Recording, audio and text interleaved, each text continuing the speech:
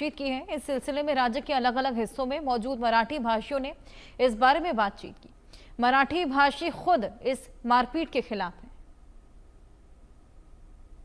जी रोहित, जिस तरह से मराठी को लेकर जो लड़ाई अभी जारी है और ये लड़ाई पूरी तरह से सियासी रूप धारण कर चुकी है।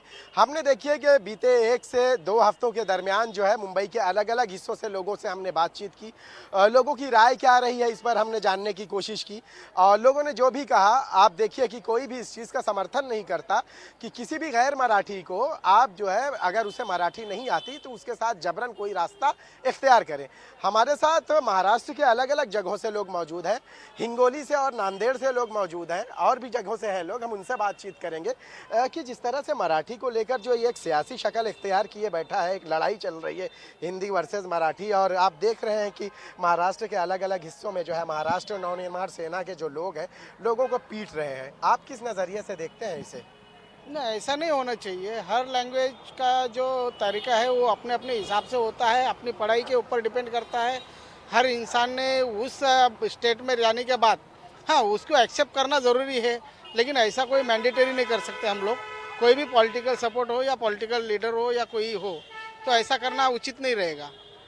आपको नहीं लगता कि ये बीएमसी जो चुनाव आ रहा है उससे पहले ही ये हलचल जो शुरू हुई है, कुछ ऐसे ही हलचल जो है 2009 के चुनाव के पहले भी 2-3 साल तक रही है और फिर उसका असर चुनाव में दिखा, लेकिन अब वही लोग पूरी तरह से जो है ख़त्म हो चुके हैं?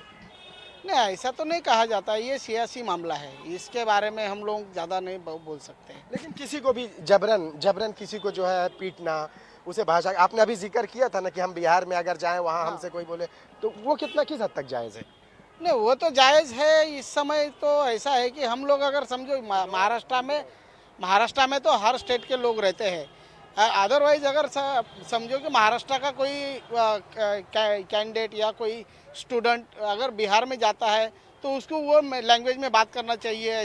ऐसा वहाँ पर भी ये किया जाता है, लेकिन ऐसा नहीं होना चाहिए। कोई भी इंडिया के अंदर जितने भी स्टेट है वो स्टेट में हमारा जो कोलैबोरेशन है जो ये है, तो उसी तरीके से हम लोग जीना चाहिए।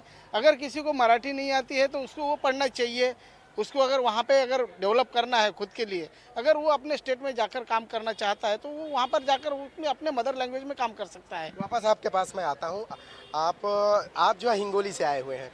जो चल रहा है ये जो भाषा के नाम पर जो उत्पाद मचाया जा रहा है, जो पीटा जा रहा है, आपको नहीं लगता कि बीएमसी इलेक्शन से पहले इस तरह का माहौल बनाना कहीं ना कहीं जो है सियासत की जो रोटी है वो सेकने की कोशिश की जा रही है इसके आगे? तुम्हारी बातचीत सही है। ये राजनीति के लिए ऐसा खेल चालू है। ये जो भाषा का जो खेल है वो राजनीति के लिए चालू है। मगर 1950 के पहले अपने देश में इंग्लिश भाषा जो है वो कंपलसरी नेशनल भाषा थी। मगर 1950 में जो देवनागरी लिपि में की हिंदी भाषा है वो हिंदी भाषा नेशनल भाषा बोल के संसद में वो पारित हुई थी। और वो पारित होने के बाद में जो 15 साल बाद 26 जनवरी 1965 में इंग्लिश भाषा जो नेशनल दर्जा से वो ख़त्म हुई थी और वहाँ पे हिंदी भाषा को नेशनल दर्जा प्राप्त हुआ था। और वो जो दर्जा प्राप्त हुआ था तब के समय जो संसद में हिंदी भाषा नेशनल करने के लिए जो संसद बुलाई गई थी, वहीं पे मराठी भाषा भी नेशनल करने के लिए कुछ अगर अपने सांसद ने अगर प्रस्ताव रखा होता तो आज पूरे राष्ट्र में, पूरे देश में आज मराठी भाषा भी कंपलसरी नेशनल भाषा हो जाती। ये सब बेनिफिट अपने महाराष्ट्र को मिलता था, क्योंकि महाराष्ट्र का जो एक राजा था छत्रपति शिवाजी महाराज, इन्होंने सब दिल्ली को हिला दिया था। इसलिए महाराष्ट्र की जो मराठी भाषा है ये मराठी भाषा भी पूरे नेशनल में प्रसिद्ध होनी चाहिए थी। और ये सब नेशनल के सब जो राज्य है वहाँ पे बोली जानी चाहिए थी मराठी भाषा। आपने देखा होगा कि राज्य के अलग अलग हिस्सों में जो है किस तरह से जोर ज़बरदस्ती की जा रही है, गैर मराठियों को जो है मारा पीटा जा रहा है। मीरा रोड की वारदात आपने देखी है। आपको ये चीज़ें सही लगती हैं कि एक ऐसे राज्य में जहाँ से लोग जो है इतनी दूर से चल कर आते हैं और फिर उन्हें भाषा के नाम पर जो है इस तरह से उनके साथ जो है जुल्म ज़्यादती की? पुरोगामी महाराष्ट्र में भाषा के लिए किसी के साथ मारपीट करना ये बात तो गलत है, क्योंकि ये पुरोगामी महाराष्ट्र है। ये महाराष्ट्र फुले शाहू अम्बेडकर इन्होंने बनाए वाले संविधान पे चलता है।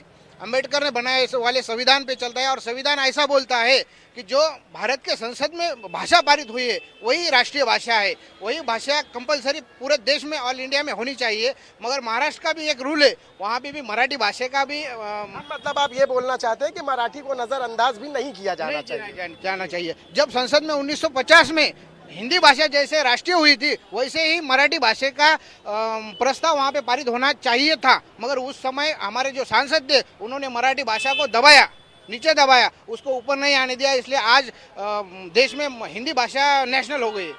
ठाकरे ब्रदर्स जिस तरह से जिस आइडियोलॉजी को लेकर काम कर रहे हैं भाषा के नाम पर, क्या बाला साहब ठाकरे की वो आइडियोलॉजी थी? जहाँ तक मुझे मालूम है उनकी तो आइडियोलॉजी ये नहीं थी।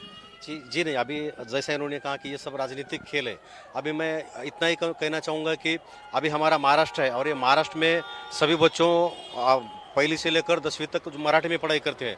आज भी मेरा अनुभव ऐसा है कि मराठी भाषा में पढ़ते हुए भी आज भी 50% से ज़्यादा स्टूडेंट मराठी में फेल होते हैं। और जैसे कि हर लैंग्वेज है तो लैंग्वेज जानकारियाँ आप लोग बहुत ज़बरदस्त दे रहे हैं। मराठी और हिंदी भाषा के नाम पर महाराष्ट्र में माहौल संवेदनशील बनता जा रहा है। नागपुर में भाषा विवाद के नाम पर मनसे की गुंडागर्दी को लेकर लोगों ने क्या कुछ कहा, आइए सुनवाएं। अभी हम नागपुर के सेंट्रल एवेन्यू मार्केट के बाजू में, सेंट्रल एवेन्यू रोड के बाजू में मोमिनपुरा क्षेत्र में खड़े हैं और जिस प्रकार से हिंदी मराठी का मुद्दा जो महाराष्ट्र में गर्म चल रहा है उसमें नागपुर कितना अछूता है, क्योंकि मैं ये जानकारी आपको देना चाहता हूं कि महाराष्ट्र के मुख्य फडणवीस का भी यह गृह क्षेत्र है, साथ में देश के